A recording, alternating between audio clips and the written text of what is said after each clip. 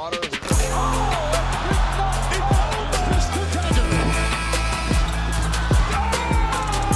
B going to work in the paint.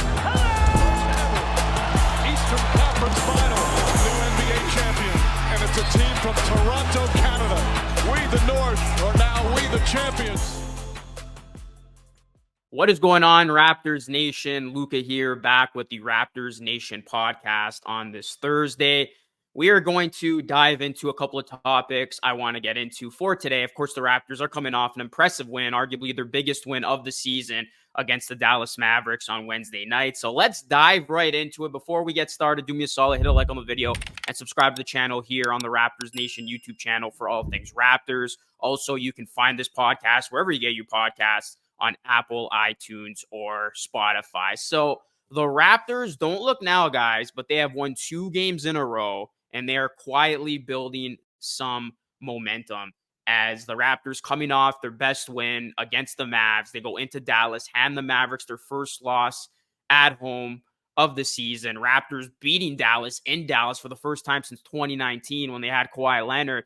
And this was a game where the Raptors pretty much controlled from the second quarter and on. I mean, their defense was stellar. Their offense actually looked good. They dominated points in the paint, 71 points in the paint. I mean, the Dallas Mavericks defense was a complete non-factor in this one. You could tell they were missing Derek Lively II, as the Mavs had virtually no rim protection. And as a result, Pascal Siakam feasted 31 points, definitely bounced back in a big way.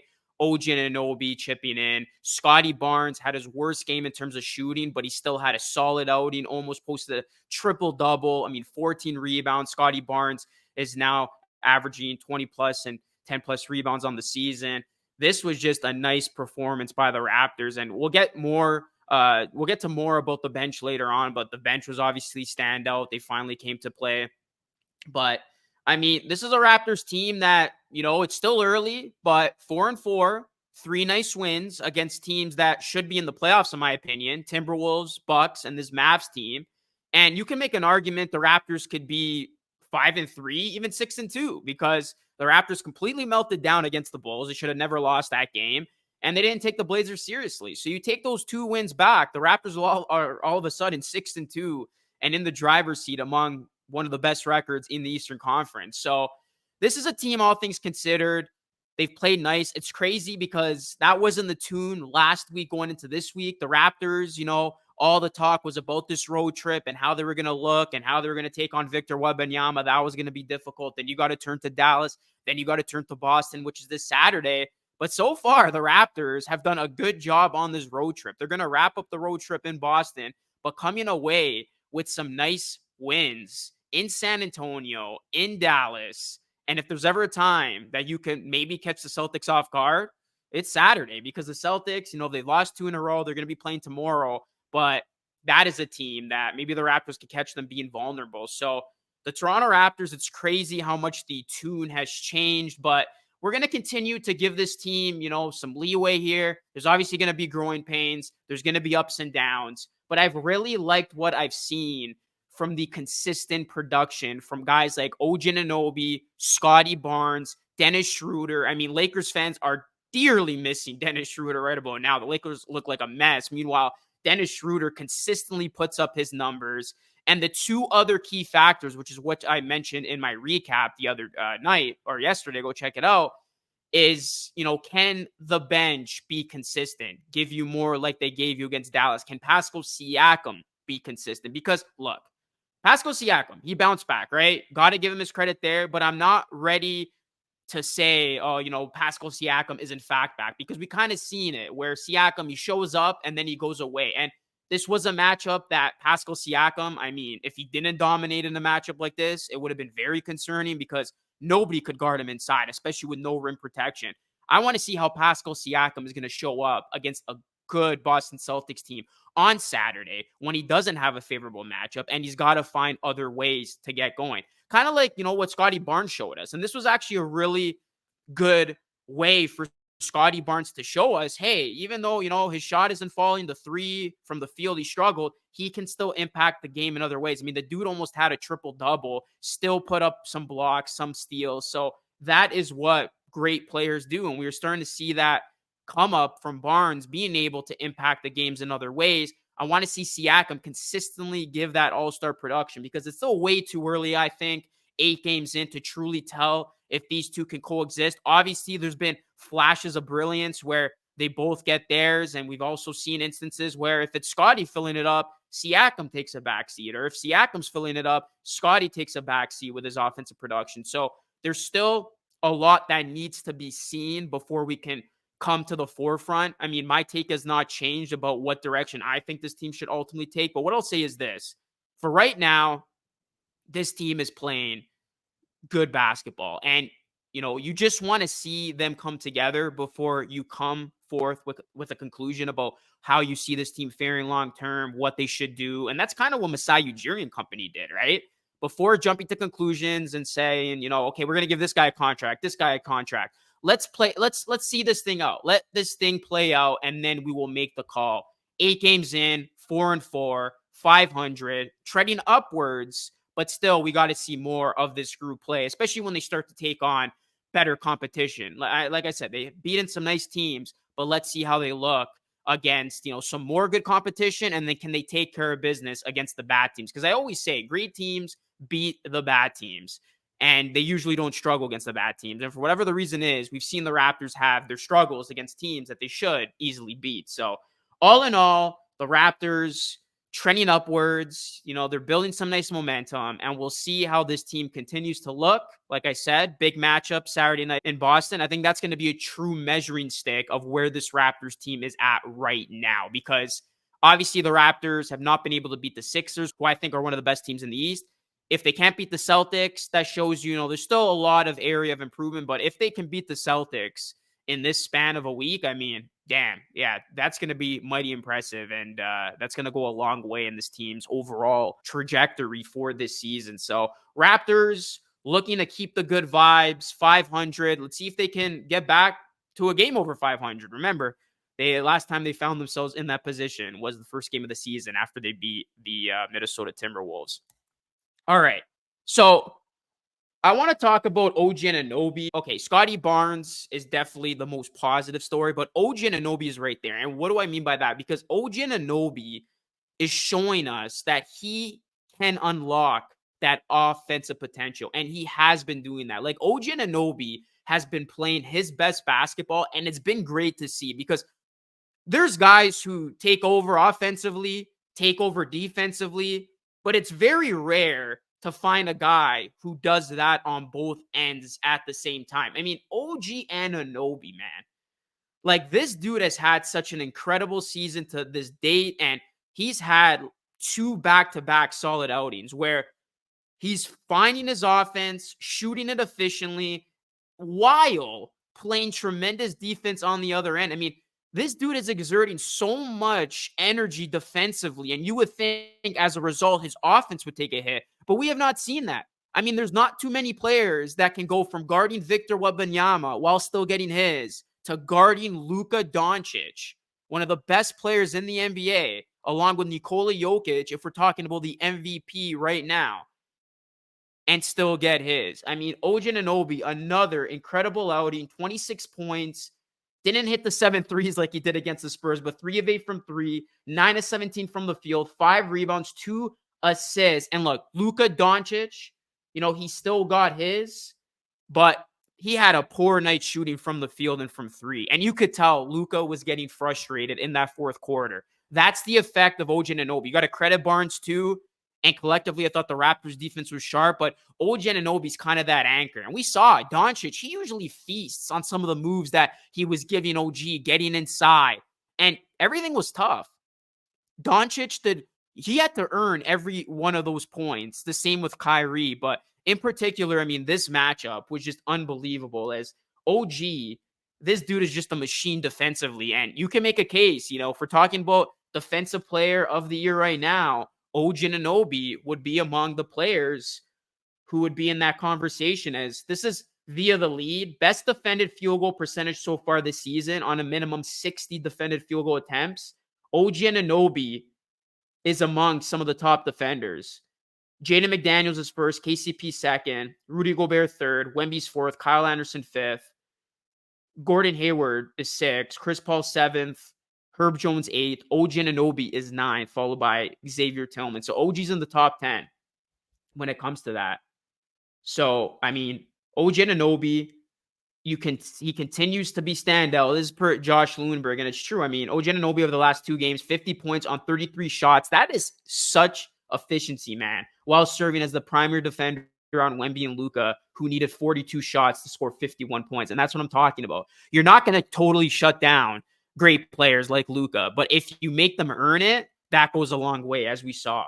And OG Anunoby, rightfully so, got the chain that the Raptors have been using to recognize player of the game, which, by the way, I love it because you could tell that's building the morale in that locker room and the good vibes, team chemistry. And, you know, you can make case Siakam deserved it, but I thought OG was the best player just because, yeah, he served as the primary defender for Doncic, made him earn everything while still putting up 26 points. So OG Anunoby right now, he's averaging 17.6 points on 55% shooting from the field, which is just outstanding. 41% from 3, which is just amazing. 4.3 rebounds, 1.7 assists, 1.1 steals, 0.7 blocks. So, I mean, we're still early.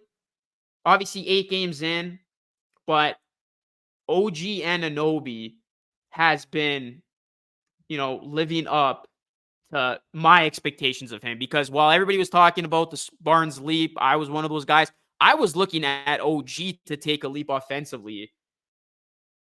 And I mean, so far he has done just that. As you know, you look at OG right now, he's having his best season as a pro. And he's definitely having his best season when it comes to shooting the basketball. Obviously, you know, the rate that he's shooting it at isn't probably going to maintain because these are some pretty ridiculous numbers. But if he can be a consistent, efficient shooter while defending as well as he has been, 3-and-D to the max, OG ain't going anywhere. The Toronto Raptors are not trading him.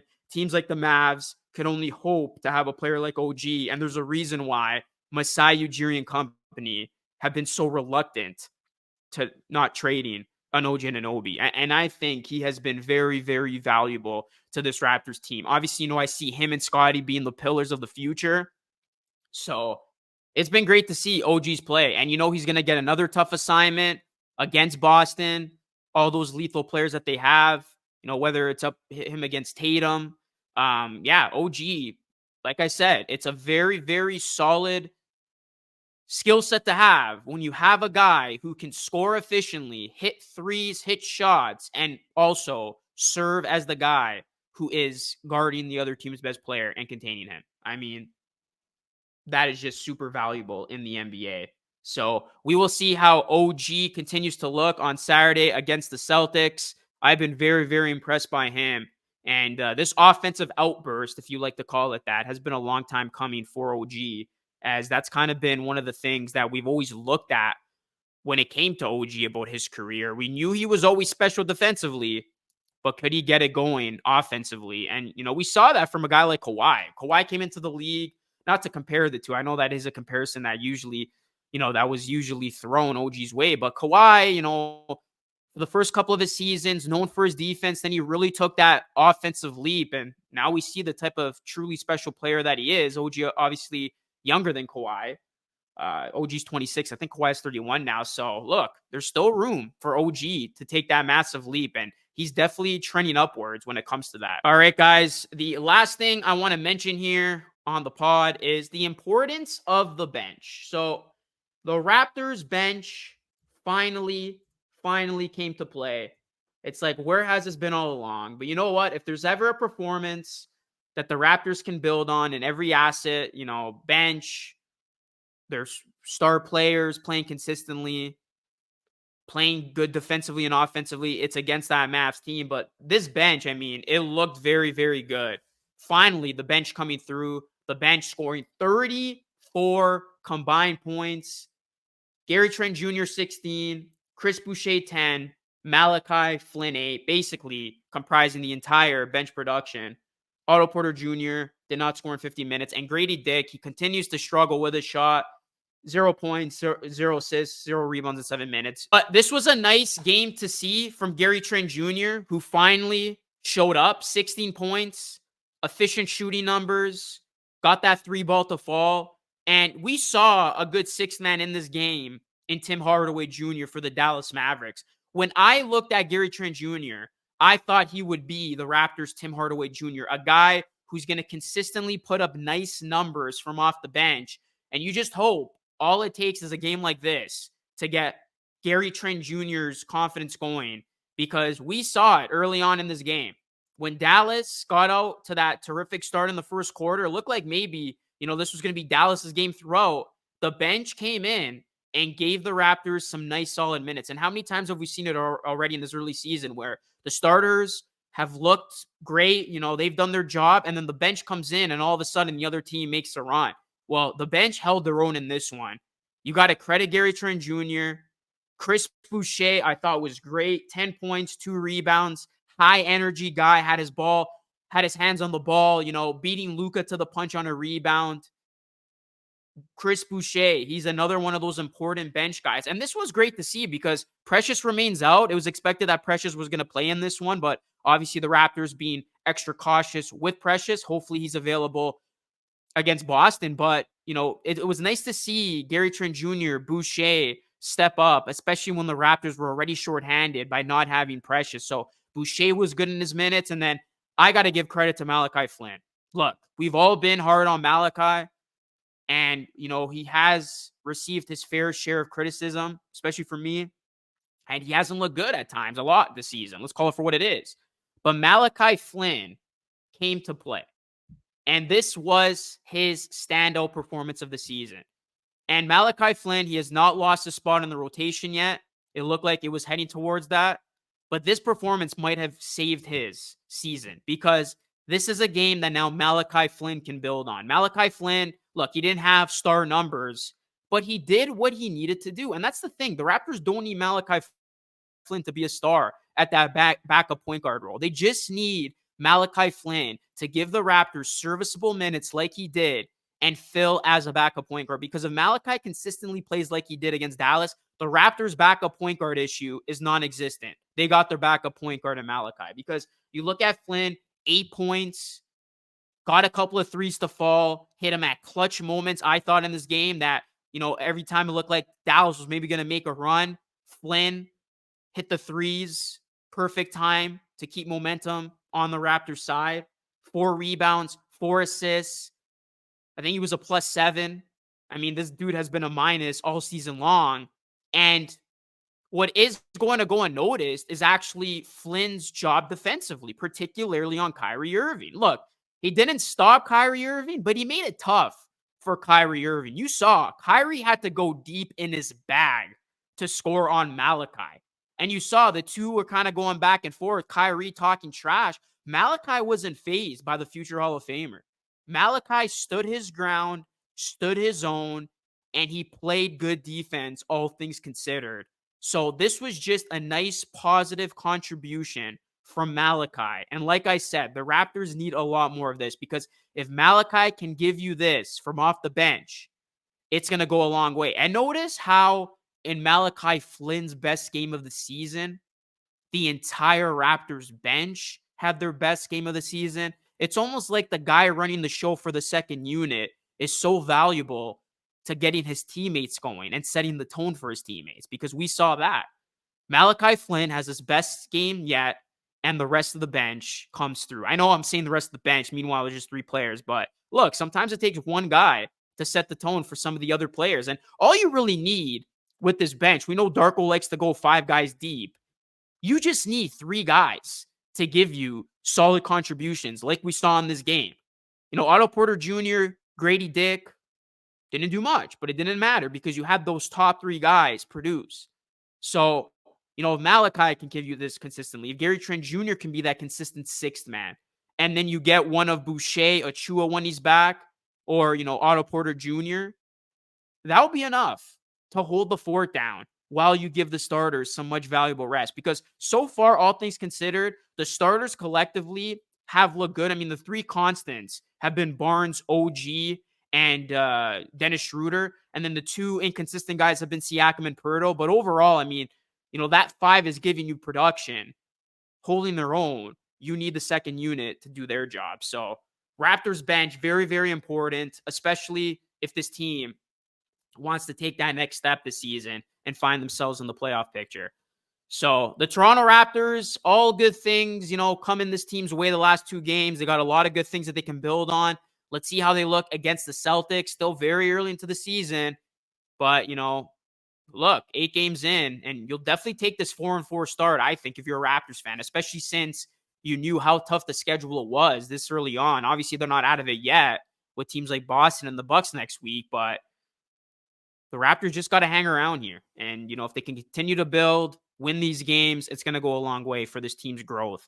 So we will see how the Raptors look on Saturday, but that's going to conclude today's podcast. Let me know your thoughts down below. Again, guys, hit a like and subscribe to the channel. If you are watching it on YouTube, if you are listening to this podcast, please leave us a 5-star review on Apple, iTunes, and Spotify. That is it for me. This is Luca signing off. Thank you so much for watching. Until next time, stay safe.